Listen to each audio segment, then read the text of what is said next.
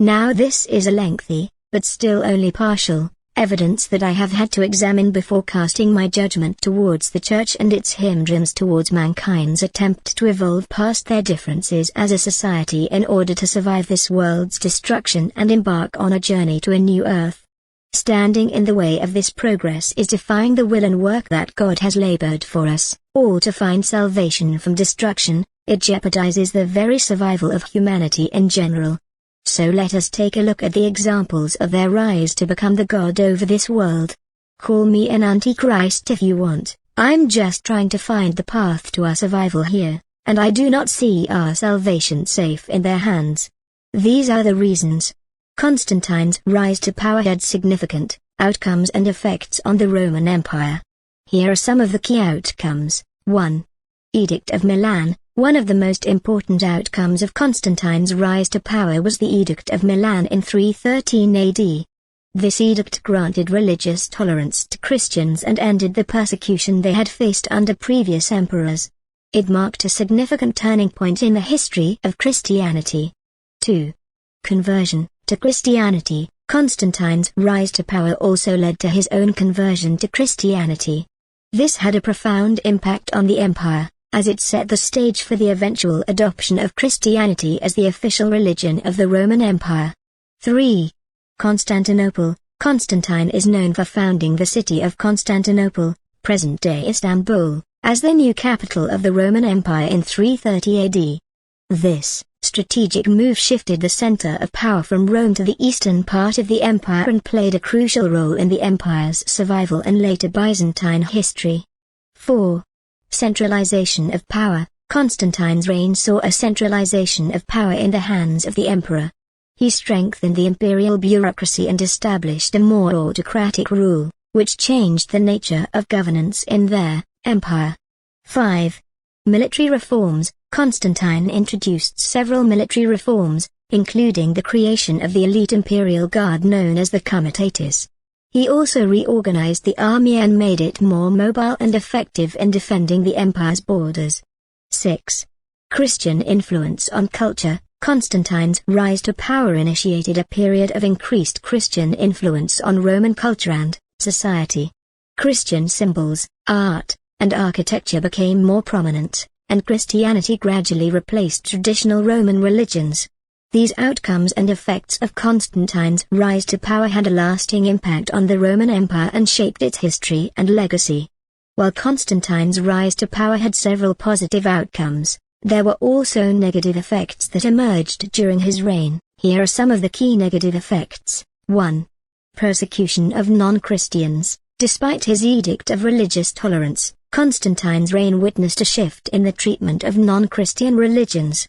As Christianity gained prominence, there were instances of persecution and suppression of other religious groups, particularly those considered pagan. This led to the destruction of temples and the suppression of traditional religious practices. 2.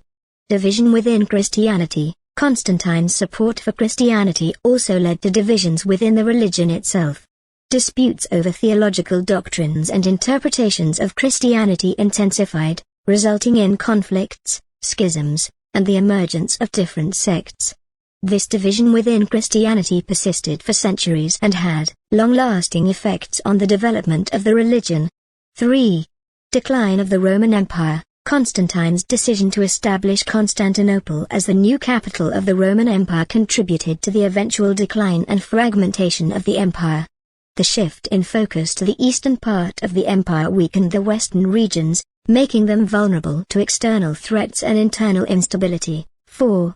Economic challenges. Constantine's military campaigns, construction projects, and the maintenance of a large bureaucracy placed a significant financial burden on the empire.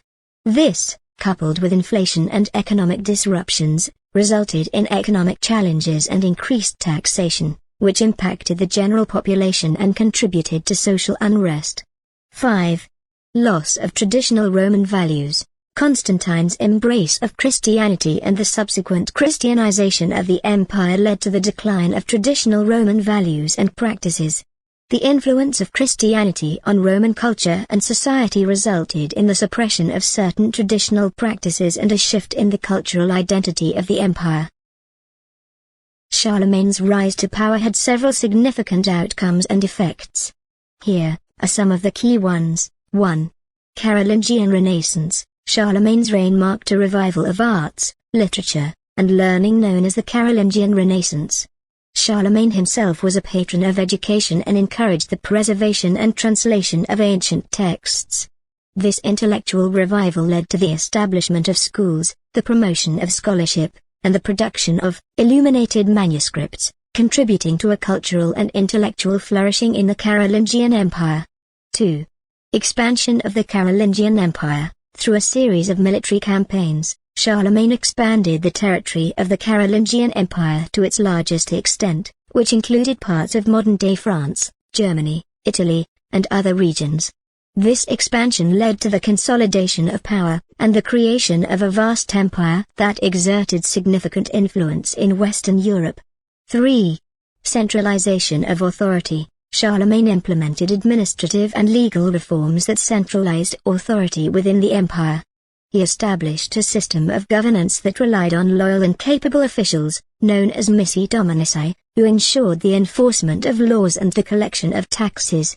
This centralization of authority strengthened the control of the Carolingian Empire over its territories. 4. Spread of Christianity. Charlemagne played a crucial role in promoting Christianity throughout his empire. He supported missionary activities, encouraged the conversion of pagan populations, and fostered the establishment of monastic and ecclesiastical institutions.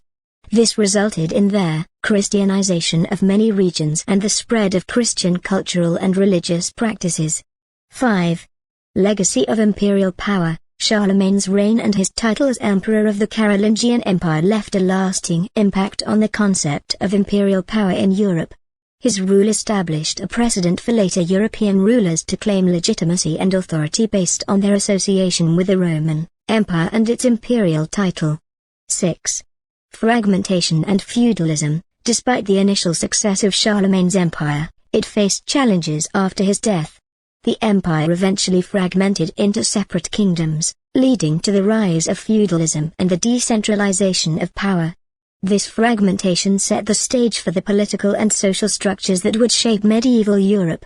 While Charlemagne's rise to power had many positive effects, there were also negative consequences. Here are some of the negative effects associated with his reign. 1. Forced conversions and cultural assimilation. Charlemagne's efforts to spread Christianity often involved forced conversions of pagan populations. Many non-Christian communities were coerced into adopting Christianity, leading to the loss of their cultural and religious practices. This policy of cultural assimilation disregarded the diversity and autonomy of different regions and peoples within the empire. 2. Violent expansionism. Charlemagne's military campaigns to expand his empire were often accompanied by violence and destruction. Conquered territories and populations were subjected to warfare, displacement, and forced submission. This aggressive expansionism resulted in the loss of lives, destruction of communities, and destabilization of regions. 3. Economic burden. The extensive military campaigns, construction projects, and administrative reforms undertaken by Charlemagne placed a significant economic burden on the empire. The costs of maintaining a large army, supporting the court, and financing imperial projects strained the resources of the Carolingian Empire. This economic burden contributed to financial difficulties and the eventual decline of the empire. 4. Fragmentation and instability. After Charlemagne's death, the empire faced challenges in maintaining the unity and stability that he had established. The division of the empire among his heirs led to power struggles, civil wars, and a period of fragmentation. This internal strife weakened the empire and made it vulnerable to external threats, contributing to its eventual decline. 5.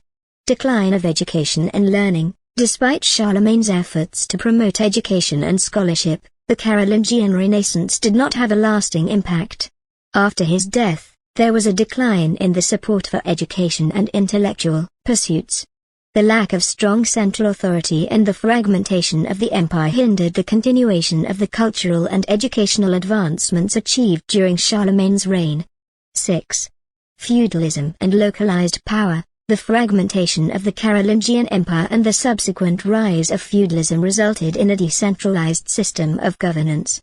Local lords and nobles gained significant power and autonomy, leading to a weakening of central authority and a more localized approach to governance. We apply the statement, let it not stand to question that these are but examples of why church and state should never mix, to both Charlemagne and Constantine's empires. It suggests that the negative outcomes and challenges faced by their kingdoms can be attributed to the intertwining of religious and political power. In the case of Charlemagne, his empire's close association with the church resulted in the consolidation of power and the spread of Christianity. However, it also led to forced conversions, cultural assimilation, and religious intolerance. The influence of the Church on political decisions and policies could sometimes lead to conflicts of interest and the neglect of other important aspects of governance. Similarly, Constantine's rule marked a significant shift in their relationship between Christianity and the Roman Empire. His conversion to Christianity and the subsequent adoption of Christianity as the state religion had both positive and negative consequences. While it brought about the growth and institutionalization of Christianity, it also led to the suppression of other religious practices and the consolidation of power in the hands of the Church. By highlighting the negative consequences of the intertwining of church and state in both Charlemagne and Constantine's empires, the statement emphasizes the potential dangers of combining religious and political authority. It suggests that when these two spheres of influence are not kept separate, there is a risk of religious intolerance, conflicts of interest, and the neglect of other important aspects of governance. The negative outcomes associated with the intertwining of church and state extend beyond the examples of Charlemagne and Constantine's empires. The Spanish Inquisition, which took place during the late 15th to the 18th century, is another prominent historical event that can be linked to the problematic consequences of the close relationship between religious and political power. The Spanish Inquisition was established by the Catholic monarchs, Ferdinand II and Isabella I of Spain, with the aim of maintaining religious orthodoxy and rooting out heresy. It was characterized by a systematic campaign of persecution, interrogation, and punishment of individuals deemed to be heretics or non-believers. The Inquisition was notorious for its harsh methods, including torture, and its impact was far-reaching. It resulted in the suppression of religious diversity, the expulsion of Jewish and Muslim populations, and the stifling of intellectual and cultural development. The close association between the Catholic Church and the Spanish monarchy allowed for the consolidation of power and control, often at the expense of individual freedoms and human rights.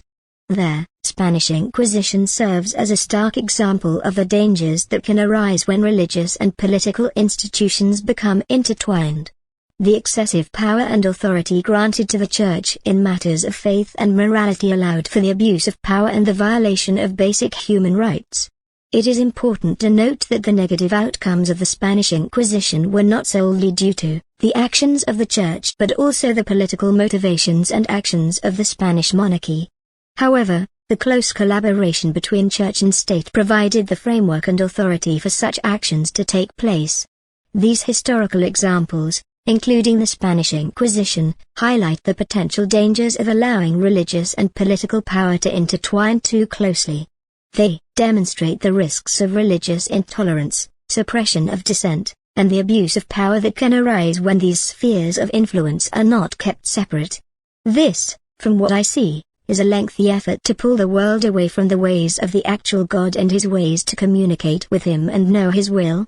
The path of faith in the living will of God was substituted for the written will of God found within the Holy Bible. Above all of this comes the question of what makes any of you think that your half-truths are above the will of your own Maker, that your definition of him supersedes his right over what he made. If you look at the harsh truth of, you are but gerbils scratching at the cage and demanding to be seen above his living will and authority because his living will is not concrete, it changes with the actions you take. That's what astounds me. That you really believe yourselves above me. Why? Because you found a way to mimic me by creating life and designing something unique. You know something else that isn't listed in there, that this all happened and rose up during the time between after the time of the crucifixion, when the aspect of the divinity of God was noted to have appeared throughout the Old Testament, was last seen. To now, as I stand here trying to bring forth the salvation to humanity and handling my own personal business with matters that are beyond mankind's ability to truly comprehend, even today. If you'll notice, I've done many different versions of this subject of Armageddon, just keeping myself prepared for the anomalous possibility.